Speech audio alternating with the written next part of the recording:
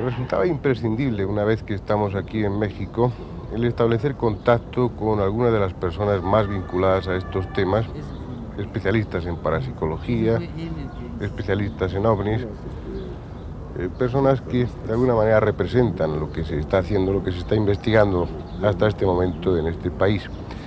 Voy a presentárselos a ustedes, comenzando por el doctor Luis Carrillo, que está a mi izquierda y que es el director médico de la Sociedad Mexicana de Parapsicología. Carlos Ortiz, que fue uno de los organizadores del Congreso del Fenómeno OVNI en Acapulco. Héctor Chavarría, que es el coordinador del Fenómeno OVNI en la revista Contactos Extraterrestres y jefe de redacción también. El profesor Ken Smith, que es muy conocido en México, muy vinculado con el fenómeno OVNI. Él estuvo encargado de la retransmisión de los vuelos espaciales en este país y también en Guatemala. Y por último, Ariel Rosales, que es el director editorial de la revista Contactos Extraterrestres, Supermente y Duda, que tiene una tremenda difusión aquí en México. Y vamos a comenzar a charlar un poco con todos ellos, de esa forma tan improvisada como solemos hacerlo con frecuencia, pero que tiene un poco más de calidez que si lo hubiéramos hecho de una forma más premeditada. Empezaría con mi colega, con el doctor Luis Carrillo. Señor. Pienso que a los seguidores de nuestro programa allí en España les interesará saber qué es lo que estáis investigando en parapsicología en este momento en este país, por dónde va vuestra tendencia, habéis conseguido algún objetivo. Háblanos un poco de cómo está la parapsicología en México. Diego, la parapsicología en México está muy incipiente y además hay muchas tendencias de tipo contradictorio.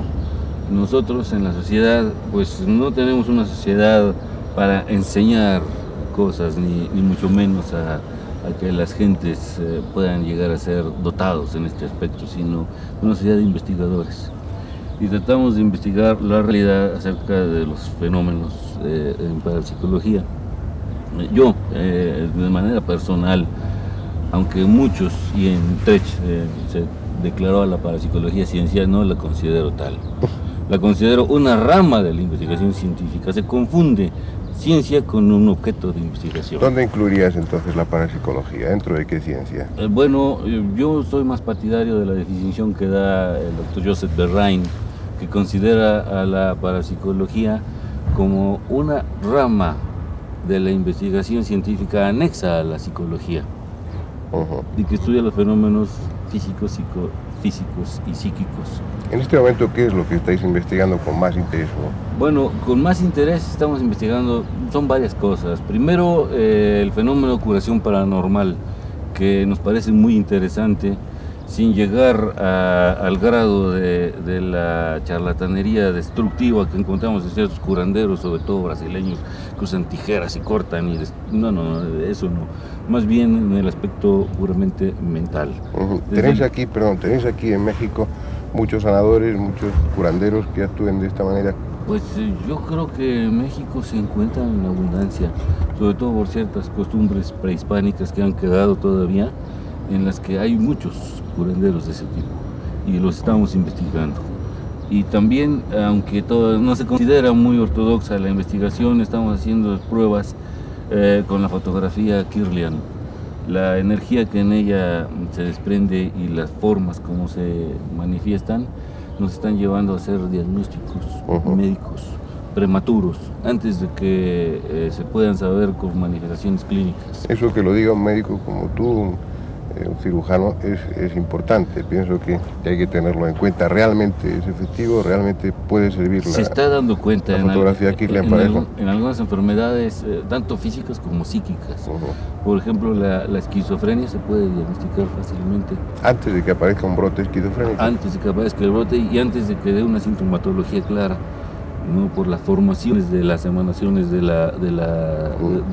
los rayos. Pero eso llevará implícito, para sacar unas consecuencias de ese tipo, tendréis que haber hecho una cantidad enorme a base de instancias, quirliogramas, ¿no? Sí, muchísimas pruebas, y todavía estamos sacando parámetros para poder llegar a conclusiones exactas. Ya hemos descubierto ciertas manifestaciones de enfermedades digestivas, renales y en el diagnóstico prematuro del embarazo.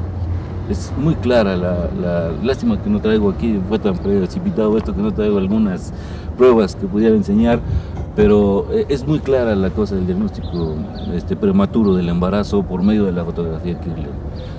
Pruebas inofensivas, baratas, que claro van a tener mucho problema para que puedan ser aceptadas porque todos los analistas de laboratorios clínicos se van a sentir agredidos en la competencia, sobre todo porque es más barato, los van a recurrir a ellos, ¿no? Es el problema. Sería uno de los problemas prácticos que comenzará a plantear la cámara Kirlian. Carlos Ortiz está muy vinculado con el fenómeno OVNI. Les decía antes que él fue el organizador de esa reunión en torno al fenómeno OVNI que hubo en Acapulco.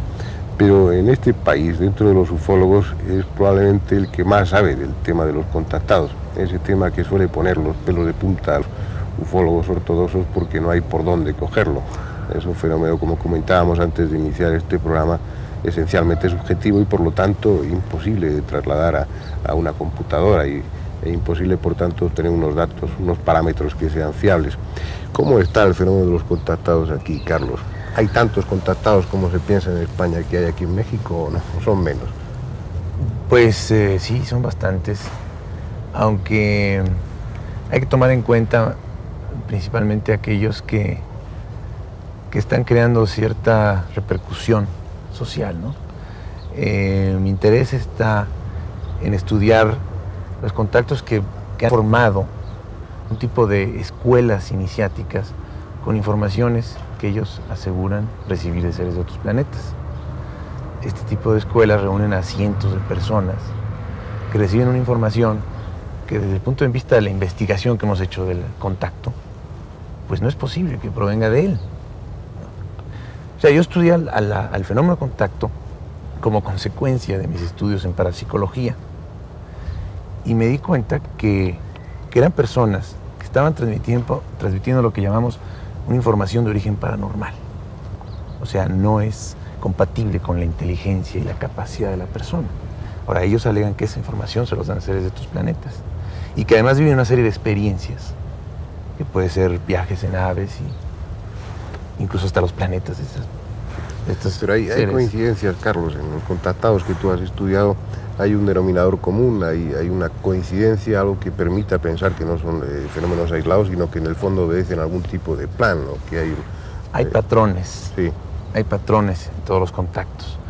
Hay ciertas coincidencias en las informaciones, pero a veces son hasta contradictorias las informaciones. Es algo que nos cuestionábamos mucho, pero tal vez el sentido sea un poco crear una confusión deliberada, porque si todos los contactos que hay, todo el mundo, coincidieran en sus informaciones, crearían tal expectación, ¿verdad? Una verdadera euforia colectiva. Pero notamos que las informaciones ahí se contradicen en muchos aspectos. De esta manera, tal vez pase desapercibido el contacto. Como si ellos entrecomillado, sí, que decimos siempre, tuvieran interés en que el fenómeno se fuera aceptando de una forma progresiva, pero no de una forma drástica, violenta. Hay como un proceso. En esa actitud de reserva, entonces, en esa actitud cauta. Exacto. Se ve como un proceso de concientización, de preparación, ¿verdad? Entonces, dentro de ese proceso de concientización, no pretenden crear desequilibrios ni evidencias.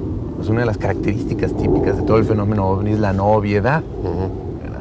Nunca hay certeza absoluta, ¿verdad? A ti el tema de los contactados, que no solamente estudias, sino que te apasiona, te ha llevado hace poco a Perú, y el otro día comentábamos en torno al IPRI. Tú venías francamente impresionado por ese grupo y por lo que ellos están haciendo. Nosotros hemos comentado en alguna ocasión en el programa en torno al grupo IPRI, pero nunca nos hemos metido muy en profundidad porque no hemos establecido un contacto con ellos. Tú que has estado allí, ¿qué piensas del grupo IPRI? ¿Qué piensas de esos contactados? Bueno, como lo he dicho, en Perú como que retroalimenté mi capacidad de asombro. Es extraordinario lo que está pasando. Se conocía la experiencia de Juanjo Benítez, ¿no?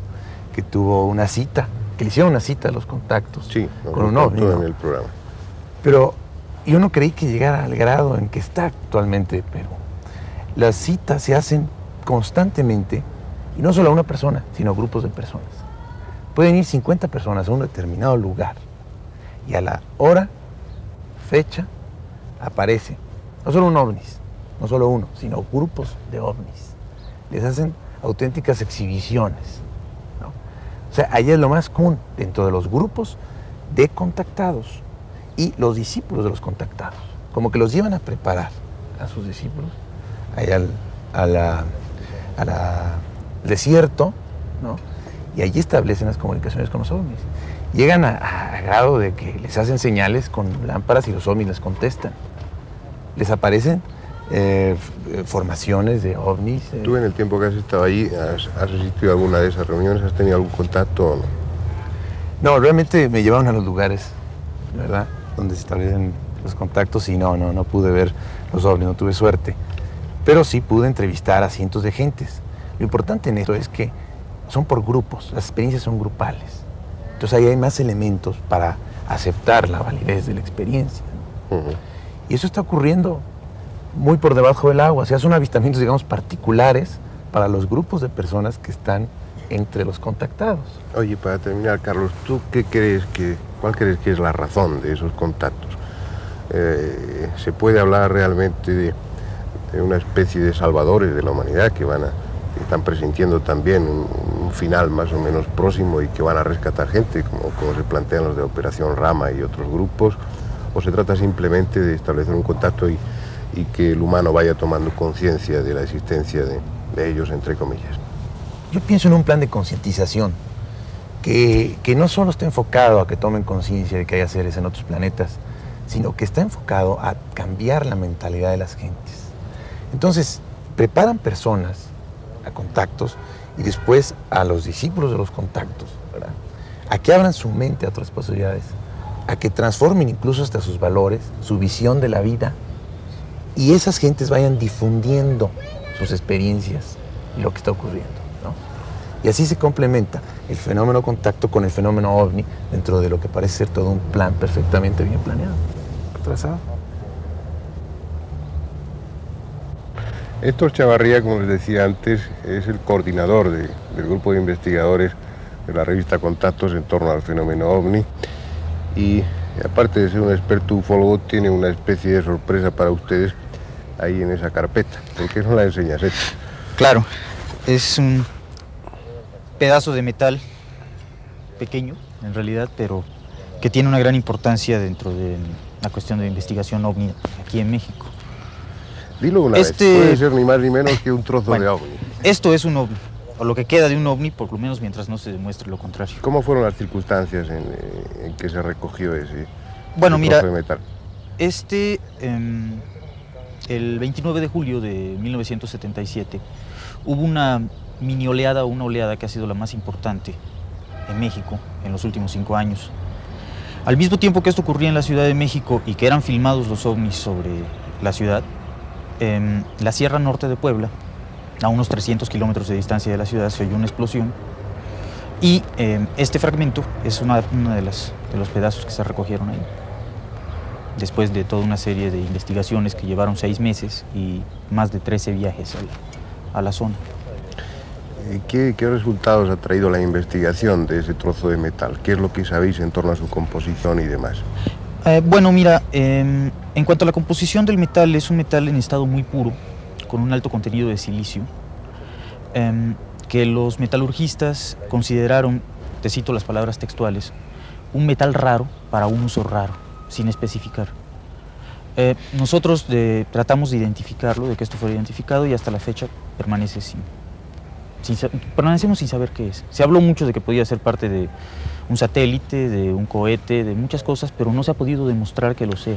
E incluso la impresión que da es que no puede ser cascajo espacial o basura espacial, como la llaman, porque hay ausencia de titanio, que es un metal que se utiliza en la composición de estos cohetes y demás, ¿no? Ahí no hay titanio. No hay titanio. Básicamente, cuando nosotros iniciamos la investigación, les pedimos a los que analizaron que que descubrieran huellas de titanio, si es que las había. El análisis fue negativo en ese aspecto. Ahora, la cosa curiosa fue que esto se halló, la persona que halló esto fue un testigo que para nosotros fue a toda prueba, un indígena totonaco de la sierra, que no hablaba ni media palabra de español, analfabeta, que si no se hace a un lado en el momento de la explosión, el pedazo lo mata, porque le pasó a 5 centímetros del cuerpo. ¿Pero él vio que era algo que caía del cielo? No, mira, la cuestión es esta, la zona es una zona montañosa, muy húmeda, que por lo general la mayor parte del año está cubierta de neblina. En esta ocasión tenía mucha neblina. Él salió a las 6 de la mañana, todavía oscuro, había mucha neblina, oyó la explosión y el fragmento le pasó silbando a unos centímetros del cuerpo. Cayó en el patio de su casa, en un asoleadero de café.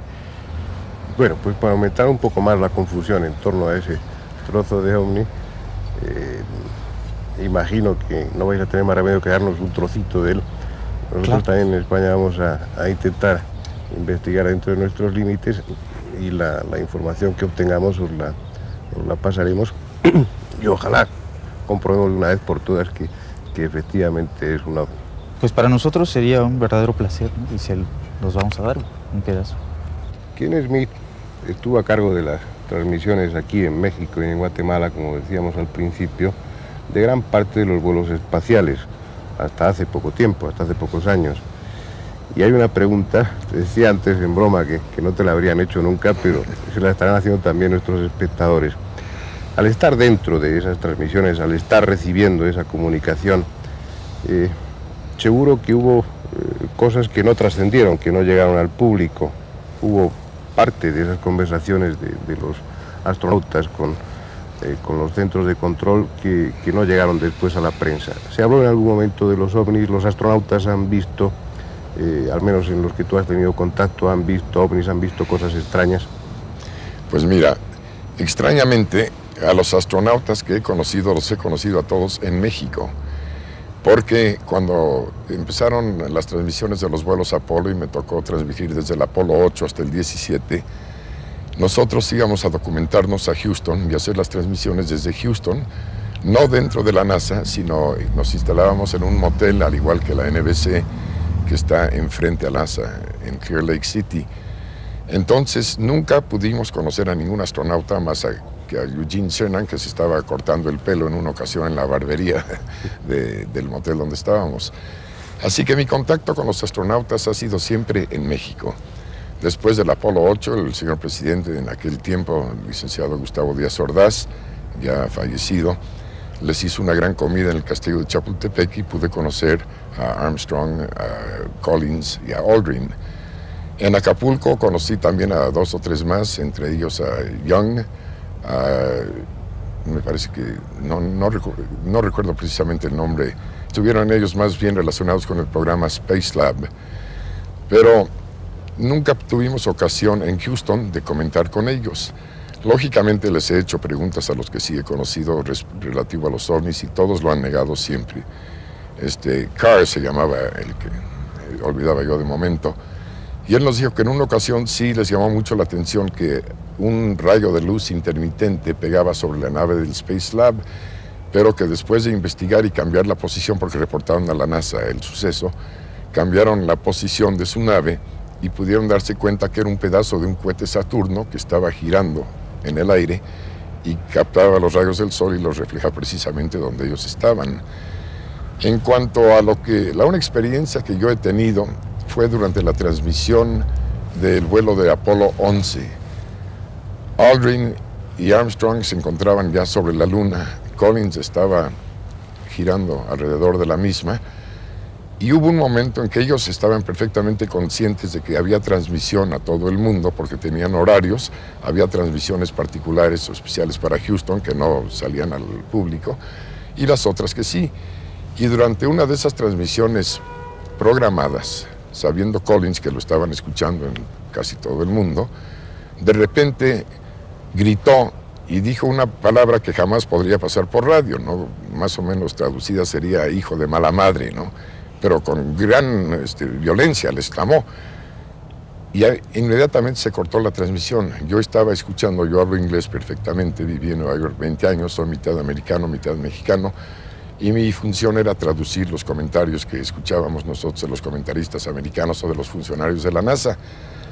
Y me llamó mucho la atención porque, sabiendo que estaba en el aire, hubiera utilizado una palabra de ese tipo. Algo tuvo que ver, o a lo mejor se dio un codazo, o se dio un toque eléctrico, Pero posteriormente, y casualmente en un libro publicado en España, me parece que de Juan José Benítez, existe una conversación supuestamente entre los astronautas Collins y la NASA, donde hacían una descripción de unas naves que estaban junto a un cráter, que eran enormes y demás, y digo, los interesados pues ya conocen todo esto, no necesito repetirlo. Pero esa es la única experiencia que tuve yo relativa a las transmisiones con la NASA de los vuelos Apolo a la Luna.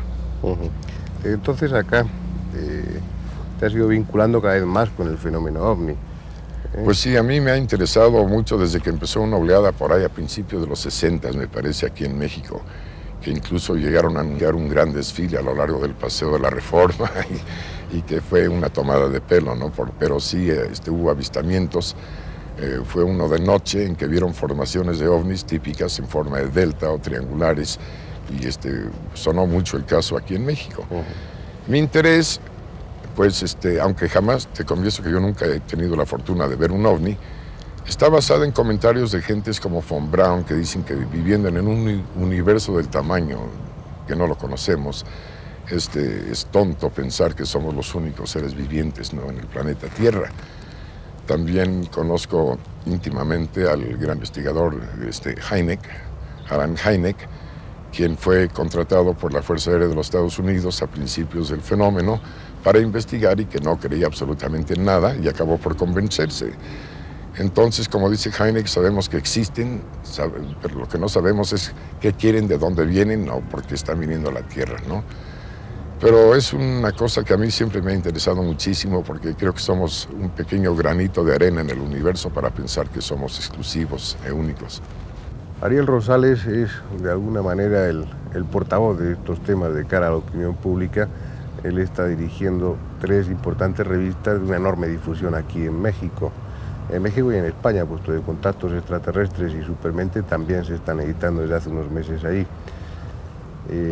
También hacéis aquí duda, que no sé si tenéis intención de llevarla también a España o no. Por ese compromiso que tienes con tus lectores, estás al día forzosamente en todos estos temas, ¿no? Hay una cosa que a mí me ha llamado la atención. Desde ahí de España tenemos la impresión de que en América, en Centroamérica y América del Sur, hay continuamente ovnis por el cielo.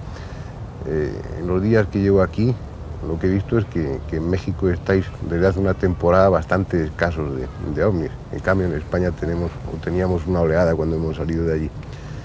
¿Cuándo ha sido la última gran oleada de ovnis aquí en México? Bueno, la última gran oleada fue justamente la que mencionaba Héctor hace un rato, ¿no? Después de esto hemos tenido casos aislados, 2 o 3 casos importantes, pero hay un receso que ya se está prolongando alrededor de 6 meses, de que no ha ocurrido un solo caso importante. Digo, llamo casos importantes a aterrizajes o encuentros cercanos, ¿no?, con aparición de humanoides. Eso, pues desgraciadamente desde el punto de vista de la difusión no lo hemos tenido, ¿no? Y nosotros tenemos un equipo que está conectado con toda la República Mexicana, con Centroamérica. En Centroamérica ha habido casos aislados también, pero no ha habido muchos. Y este equipo no ha reportado ningún caso importante. Ahora, creo que esto es digno de estudio también, ¿no?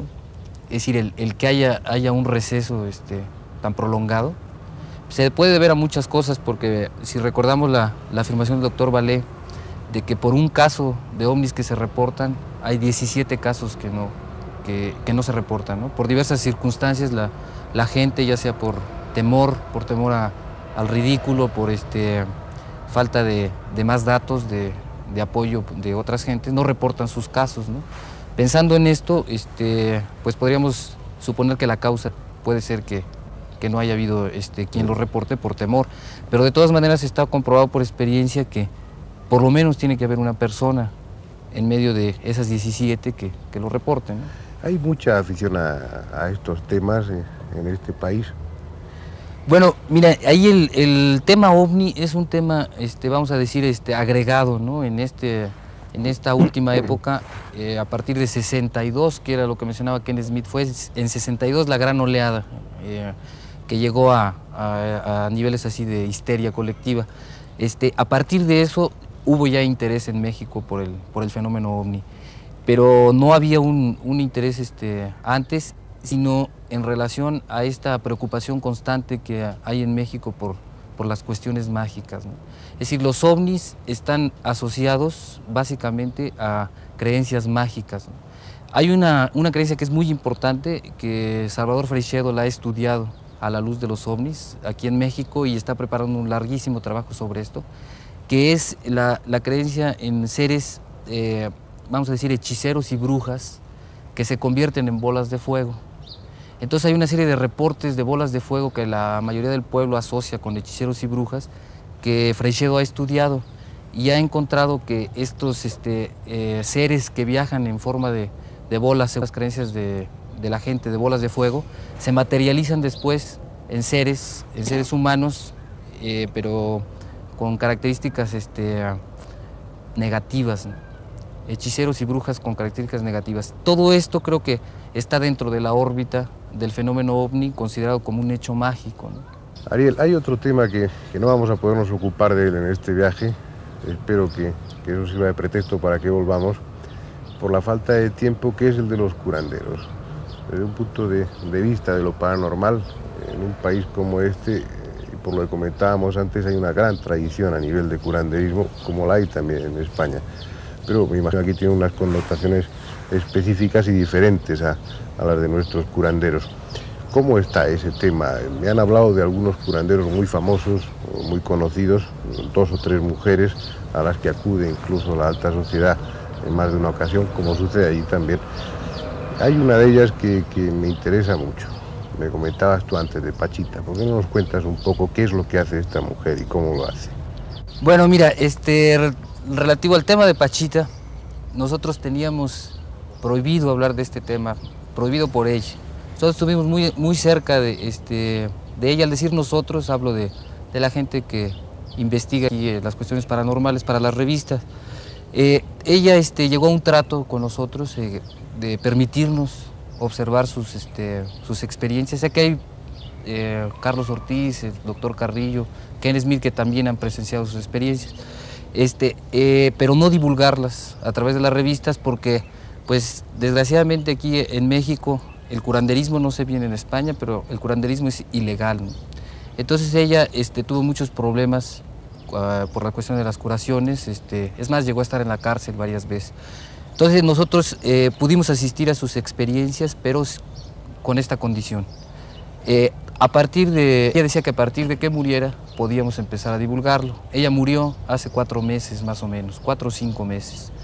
Entonces ahora se está preparando una investigación muy grande que se va a publicar con fotografías, etc. Ahora, el caso de Pachita sí realmente es un caso asombroso, creo que el más asombroso que se ha dado, por lo menos en este continente, contando a Arigó. Digo, no, la opinión no es mía, sino de gente que ha investigado, como Pujarich, como el doctor Castellanos aquí en México, que ha estado muy cercano a ella, y investigadores rusos que estuvieron trabajando con ella. Es decir, ¿por qué es tan extraordinario? Yo les voy a contar rápidamente mi experiencia de una noche en la casa de Pachita, por lo que considero que es tan asombroso. Ella podía hacer en el transcurso de 15 minutos 14 operaciones. Eso quiere decir que iba a una velocidad realmente ¿Cómo rápida. hacía las operaciones? Las operaciones era lo que se llama cirugía psíquica, ¿no? Ayudada por un cuchillo de cocina que estaba totalmente enmohecido, sin ningunas condiciones de asepsia. El cuarto donde ella celebraba las operaciones estaba totalmente ensangrentado, porque ella había dicho que no tenía que limpiarse ese cuarto, que ese cuarto tenía que ser siempre el recinto para las operaciones, y nunca se limpió, ¿no? Entonces las condiciones de asepsia ahí eran nulas absolutamente.